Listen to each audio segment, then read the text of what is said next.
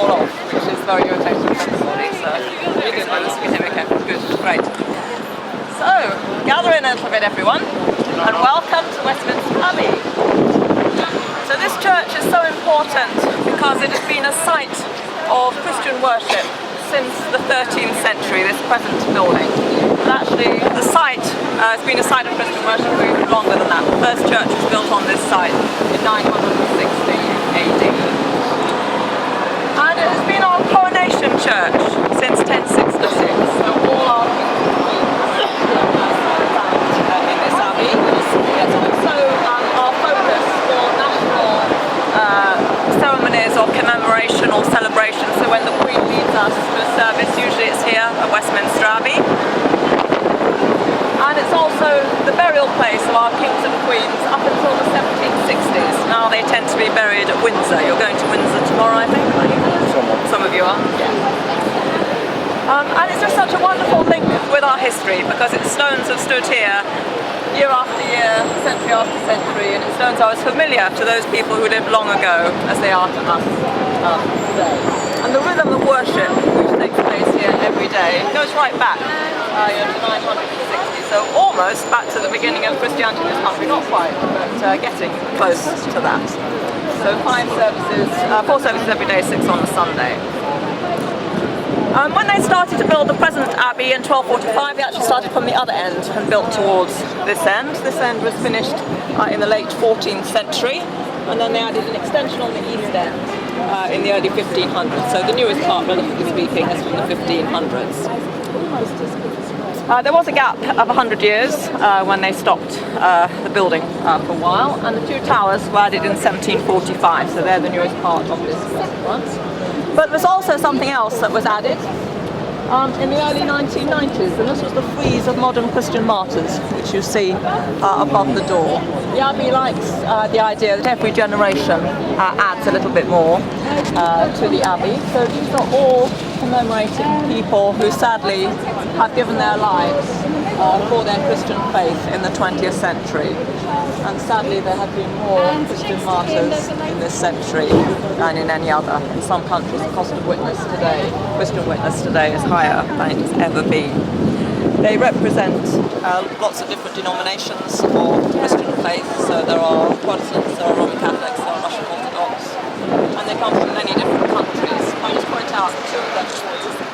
The gentleman who is fourth from the right with his hand up like this. This is Dietrich Bonhoeffer.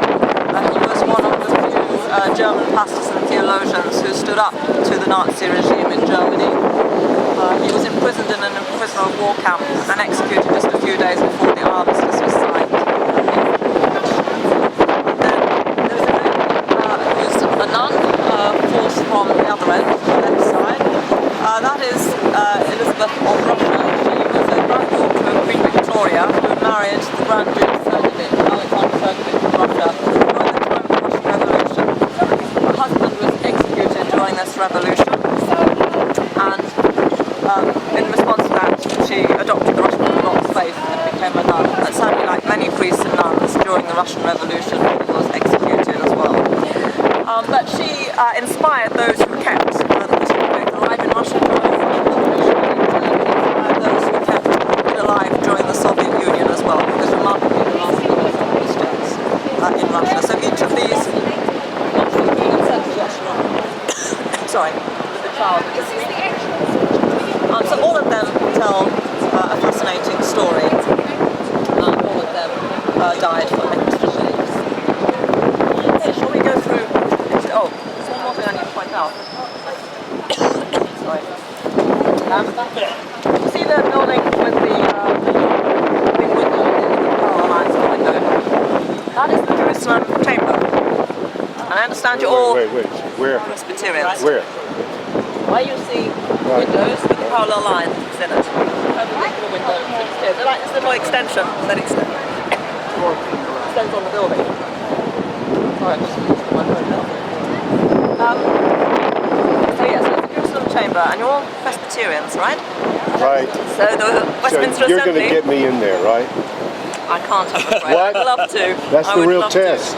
That's the real test of the guide. Oh, yeah. I'm sorry. Whatever, how much money have you got? I'll work from there. No, I'm sorry, even I can't get into the Jerusalem chamber. I have been in once myself, they let the guides in. But so it's where the Anybody have any water? Anybody have any water? It's okay. Where the Westminster Assembly was signed. Where the Westminster Assembly met, I should say. So you've been to Scotland, haven't you? So you know the story of the National Covenant of Scotland and how King Charles I tried to impose the English prayer book on the Scots. They didn't want it, and they didn't want bishops either. And this meant that the king had to call Parliament. He'd been reigning without Parliament for 11 years and had to call Parliament, and this of course led to a civil war. So you know how the civil war started between the Royalists and the Parliamentarians here in England, and they wanted the Scots, the Parliamentarians wanted the Scots on their side. So they met to form a league and covenant with the Scots, that Scots would help the Parliamentarians, and they promised that they would also reform the church in England and Ireland in terms of doctrine, in terms of discipline. In a minute when we go through, that will be lovely, thank you.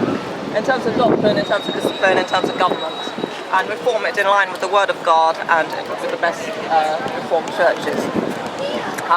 They then met here in the Jerusalem chamber to formulate the Westminster Confession, which I believe is still the basis of the Presbyterian. Ours, Presbyterian Church in America. Yes, yeah. We see that. Yeah, so that's a very important event that happened here in the Abbey. The Jerusalem chamber is also where the Westminster committees met for the King James Bible as well, because you know there were 6 committees. You went to Hampton Court, didn't you? So you know about the King James